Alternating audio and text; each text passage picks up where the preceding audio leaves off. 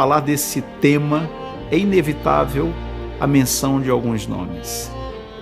David Trumbull, missionário estadunidense que serviu no Chile durante quase 50 anos. Trumbull foi importante não somente como pastor da Union Church, mas também como um paladino, um grande defensor da liberdade religiosa, do direito daqueles que não eram católicos de ter uma certidão de nascimento, de poder se casarem numa igreja que não fosse a católica, de poder ser enterrados não na praia, não em algum lugar afastado da cidade, mas em um cemitério com a dignidade que o ser humano merece.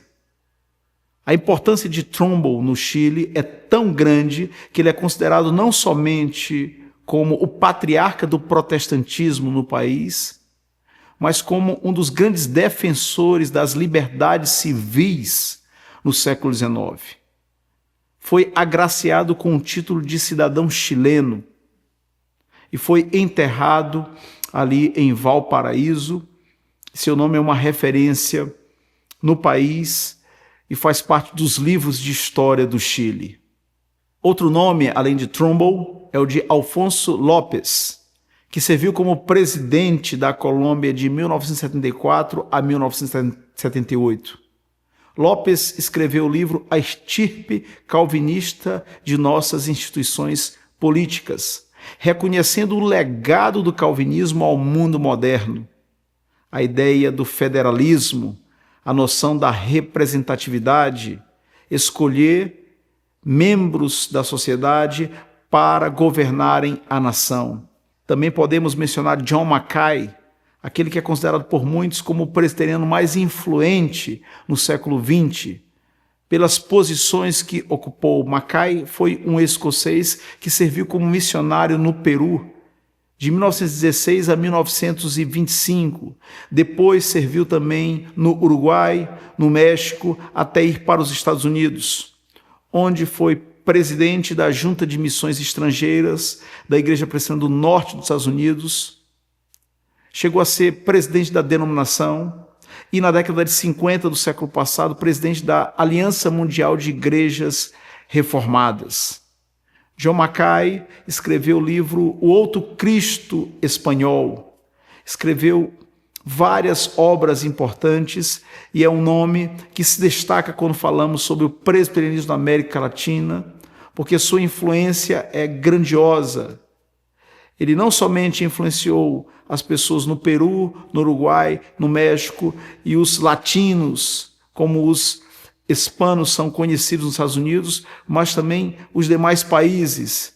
Haja vista que suas obras circularam em todos os países de fala hispana e também algumas delas foram traduzidas para o idioma português. Mas devemos mencionar instituições educacionais.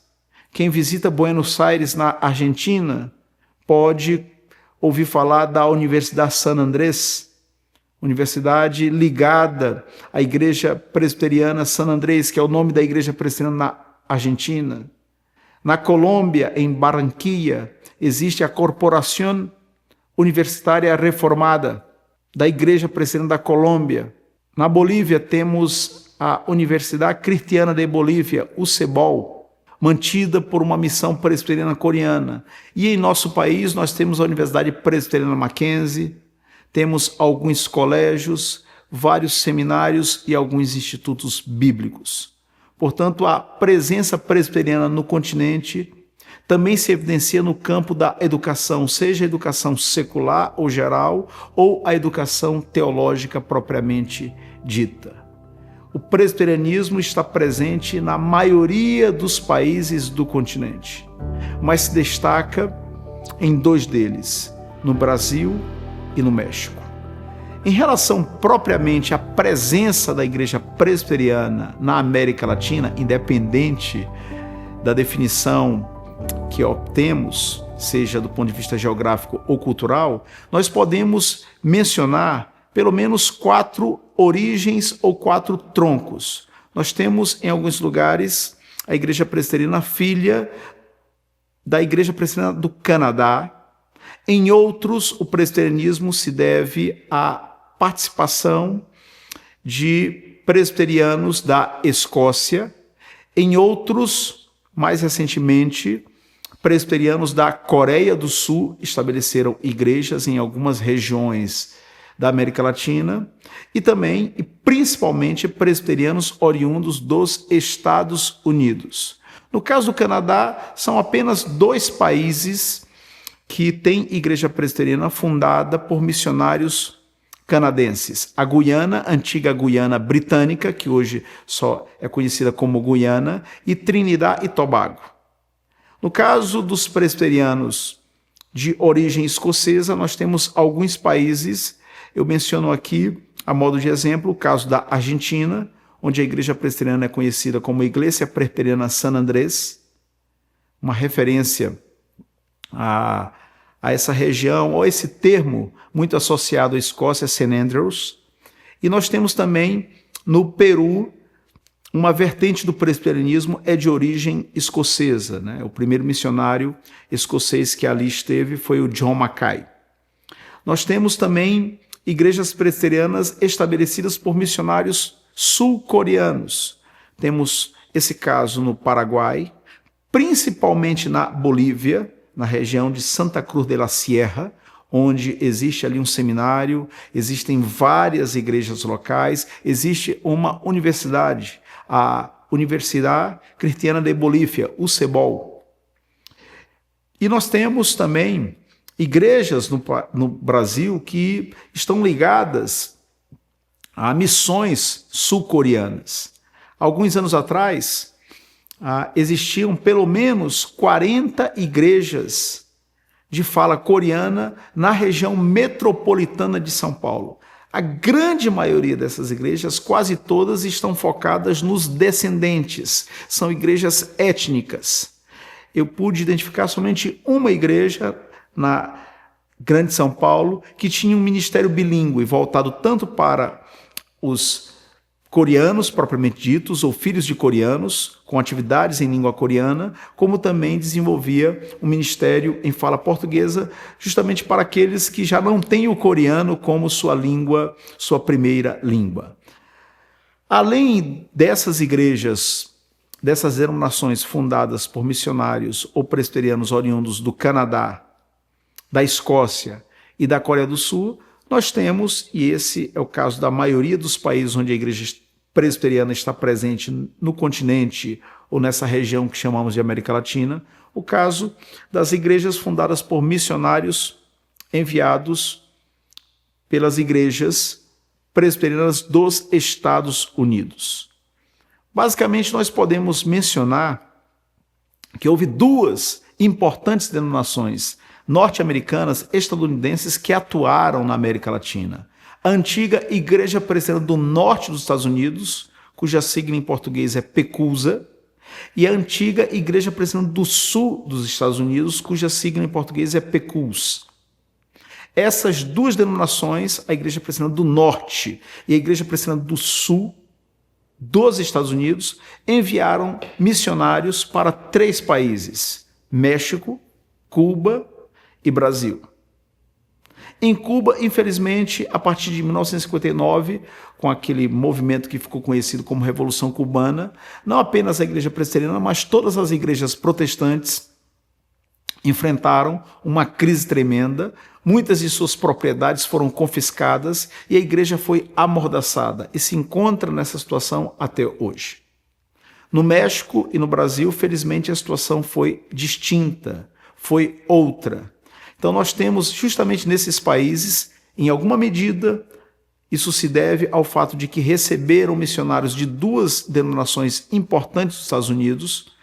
Nesses 2 países, México e Brasil, nós temos as maiores comunidades presbiterianas da América Latina. O censo de 2020, no México, apontou que ali existem em torno de 450 mil presbiterianos das várias denominações reformadas do país.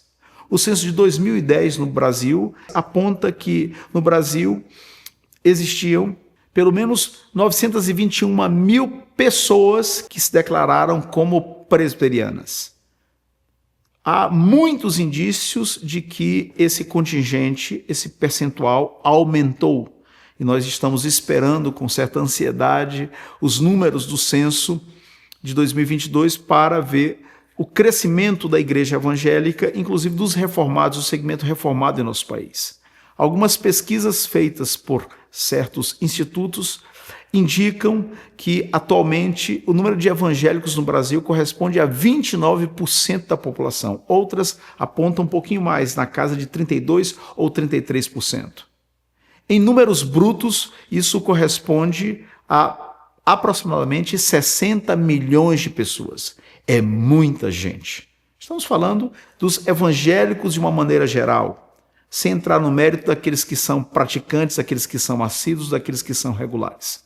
O fato é que, do ponto de vista estatístico, numérico, o movimento evangélico tem crescido no Brasil, ainda não estancou, não sabemos se vai estagnar ou não, e quando pontuamos esse crescimento, quando constatamos esse crescimento, obviamente o número de presbiterianos, o número de pessoas que se declaram reformadas ou calvinistas também aumenta, também tem sido cada vez mais significativo, sobretudo nessa época de redes sociais, de popularização da internet, das plataformas digitais, onde cada vez mais as pessoas estão conectadas e consumindo, não é? Conhecendo e consumindo conteúdos digitais. Quais são os pontos fortes ou fortalezas da Igreja Presbiteriana na América Latina? Eu gostaria de pontuar algumas virtudes, uma perspectiva bem genérica sobre o presbiterianismo. E essas virtudes podem ser vistas em maior ou menor grau na América Latina, dependendo do país. A primeira delas tem a ver com a formação e a preparação dos líderes.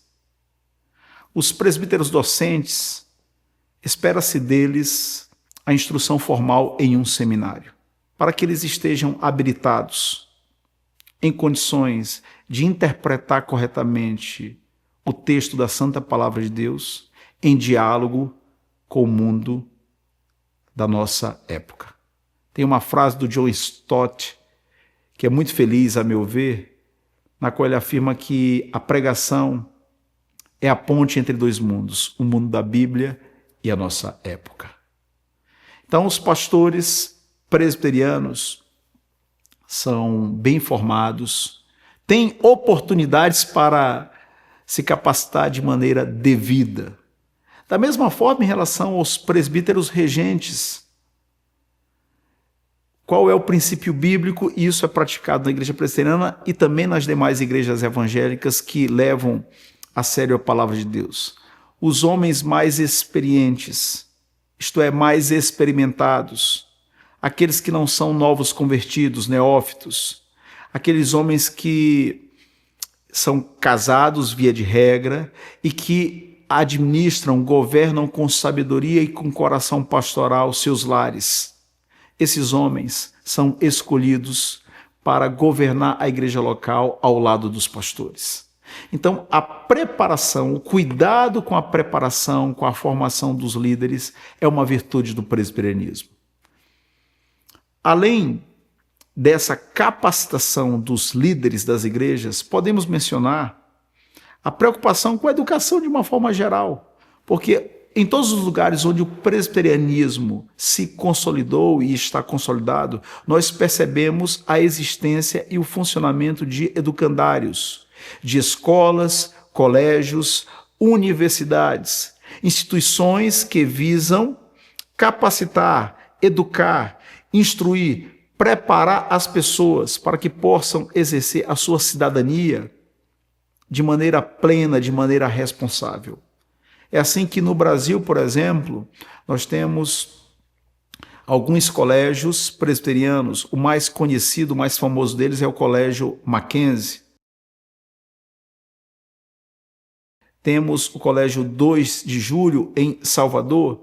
E eu poderia mencionar várias outras instituições escolares ligadas aos presbiterianos, assim como nós sabemos que também outras denominações evangélicas em nosso país investem nessa frente, justamente por crer que a educação é um princípio apoiado, apreciado pela Escritura Sagrada, até em consonância com a própria tradição protestante. No século XVI era muito comum, ao lado de cada igreja, uma escola, para que as pessoas pudessem aprender a ler, pudessem saber interpretar as Escrituras e avaliar aquilo que era dito pelos líderes religiosos por si mesmas.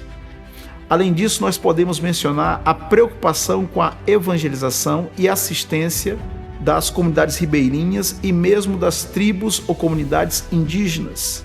Em nosso país, assim como em outros lugares da América Latina, como no México e no Peru, nos Andes equatorianos, presbiterianos têm se entregado, têm se dedicado a ações de misericórdia, ao trabalho de tradução da palavra de Deus para idiomas indígenas. Outro aspecto importante a ser mencionado tem a ver com a evangelização, com o alcance missionário da igreja brasileira e, nesse caso, da igreja presbiteriana do Brasil.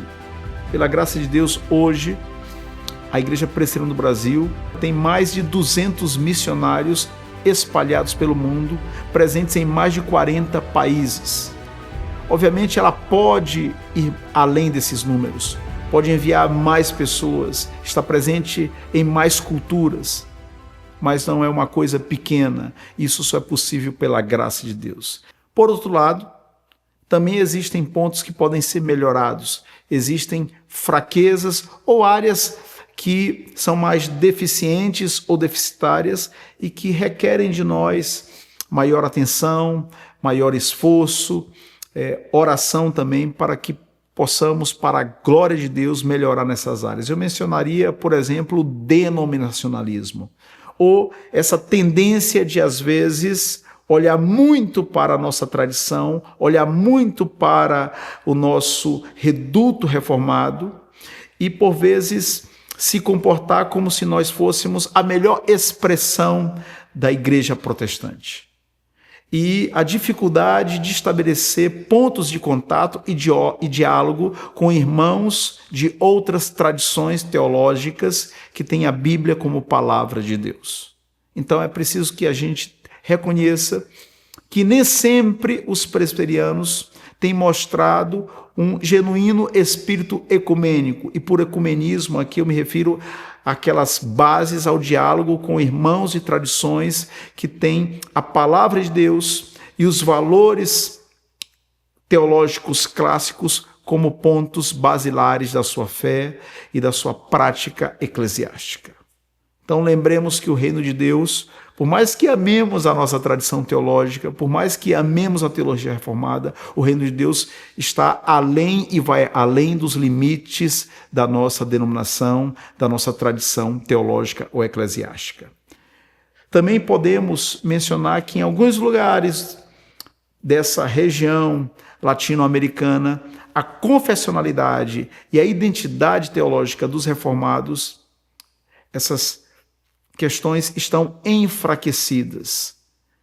Em vários lugares do continente, a igreja presbiteriana é mais evangélica do que propriamente reformada ou calvinista. Falta uma maior adesão e um maior conhecimento, uma maior identificação com aqueles postulados clássicos do calvinismo, das antigas doutrinas da graça. Reconhecer a soberania de Deus sobre todas as coisas. Um sério e fervente compromisso com a evangelização. Estabelecer uma liturgia coerente com os nossos símbolos de fé. Mostrar realmente, irmãos, que nós somos coerentes, que nós somos reformados porque nossas raízes e nossos objetivos estão alinhados com a nossa identidade teológica, com a tradição calvinista, com os postulados da fé reformada. Outro aspecto que devemos lembrar, que na realidade é um vício cultural, tem a ver com o patrimonialismo e com o corporativismo. Essas tendências são próprias da cultura latino-americana. Em outras palavras, em muitos lugares existe aquela tendência de fazer uso do bem, comum, do bem público, como se fosse algo da nossa família ou algo que pertencesse a nós. A tendência de querer tirar vantagem de serviços ou de posições que, na realidade, existem para atender a comunidade. Então, o patrimonialismo e o corporativismo, aquela ideia de defender aqueles que são da minha classe, ou da minha igreja, ou da minha tradição teológica, ou da minha família, ou do meu grupo. Essas tendências estão presentes nas sociedades da América Latina e também se evidenciam no contexto eclesiástico. Então, a igreja pertence a Deus. Nós não somos donos da igreja. A igreja não pertence à família mais antiga, às pessoas que têm melhor formação teológica. Então, irmãos, tenhamos essa consciência e evitemos esses vícios ou tendências culturais, o patrimonialismo e o corporativismo nas estruturas eclesiásticas. O clericalismo episcopal. Nada contra as igrejas que têm como forma de governo o episcopalismo. Mas a nossa igreja, a igreja presbiteriana, é uma igreja que é presbiteriana por quê? Porque é governada pelos presbíteros, aqueles que são escolhidos na membresia para exercer o governo junto com os pastores nas igrejas. Então, nós temos que valorizar e reconhecer esse princípio e colocá-lo em prática. Na Constituição presbiteriana é dito que nos concílios da igreja, seja no âmbito de uma igreja local, o conselho, presbitério, sínodo ou Assembleia Geral, o Supremo Concílio, os presbíteros regentes têm a mesma autoridade que os pastores. Não há, portanto, vantagens, benefícios, privilégios para a classe pastoral ou a classe clerical. Isso na teoria, porque na prática dificilmente nós vemos um presbítero sendo moderador do presbitério, um presbítero regente, eu quero dizer, sendo presidente do sínodo, sendo presidente do Supremo Concílio. Na história do Supremo Concílio, por exemplo, iniciada em 1910, quando ainda se chamava Assembleia Geral, já temos mais de 100 anos de caminhada conciliar, a igreja tendo a sua Assembleia Geral, ou Magno Concílio. Somente em uma ocasião a igreja foi presidida por um presbítero regente, o presbítero Paulo Breda, de 1978 a 1986. Nas outras vezes ela foi ou tem sido presidida, moderada por pastores. Mesmo os presbitérios, os sínodos, raramente nós temos um presbítero regente à frente desses concílios. Se o governo é presbiteriano porque valoriza os presbíteros, sejam eles docentes ou regentes, nós temos que traduzir isso na prática. É hora de reconhecer, estimular e contribuir para aqueles irmãos que não têm formação ministerial, que não estudaram no seminário, tenham as mesmas condições de compartilhar e exercer o governo ao lado dos pastores. Quais são os desafios que se apresentam aos presbiterianos, aos reformados, aos calvinistas no século XXI? O primeiro deles, apreciar mais a Cristo do que a Calvino e nossa tradição teológica. Tem uma frase do Karl Barth que diz que o verdadeiro discípulo de Calvino só tem um caminho a percorrer, não obedecer ao próprio Calvino, mas àquele que foi seu mestre. Outra coisa importante que se constitui um desafio para nós é reconhecer e saber administrar, saber equilibrar ou cultivar as tensões próprias do protestantismo. O protestantismo lida com tensões, com pontos de discussão que são inerentes à sua própria existência. Por exemplo, é fundamentalista no sentido de que só reconhece a Bíblia como fundamento, mas defende a liberdade das pessoas para ler e interpretar a Bíblia. Não interpretar de qualquer jeito, mas as pessoas podem ler e interpretar a Bíblia. Outro aspecto que por vezes gera confusão, debates e às vezes até divergências e dissidências. Nós sabemos que existe a unidade espiritual, porque o Espírito Santo que habita No presbiteriano é o mesmo Espírito Santo que habita no assembleiano, no batista, no luterano. Então, do ponto de vista espiritual, a igreja é una, existe uma unidade, mas na sua expressão visível, a igreja é diversificada. Então nós temos que reconhecer e temos que ter muito cuidado para não confundir a unidade espiritual da igreja com a sua expressão física, com a sua expressão visível. Sempre haverá diversidade no meio do povo de Deus. Whitefield e Wesley, um calvinista, outro arminiano, foram grandemente usados por Deus por ocasião do primeiro grande avivamento. Devemos aprender a administrar as nossas diferenças, a lutar por aqueles valores, a defender com afinco aqueles valores que são absolutamente claros, aqueles postulados clássicos do cristianismo. Agora, em relação às questões sobre as quais a Bíblia não nos permite ou não nos oferece uma posição fechada, definida, tenhamos humildade.